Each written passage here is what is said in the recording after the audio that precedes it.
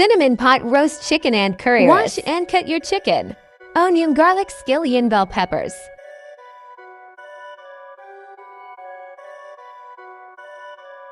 Add your natural season to blender.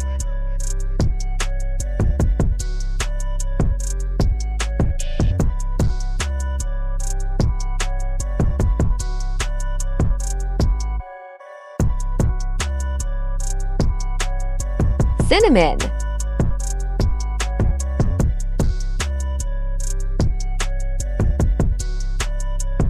Blend. Put the season on your chicken and rub it in well. Place in oven pan and place it in oven.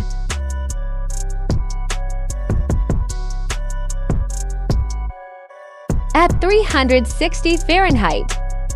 To start my curry rice, I burn my curry a little. Then add me chopped vegetables. Then put water in and add your rice. Rice steaming down.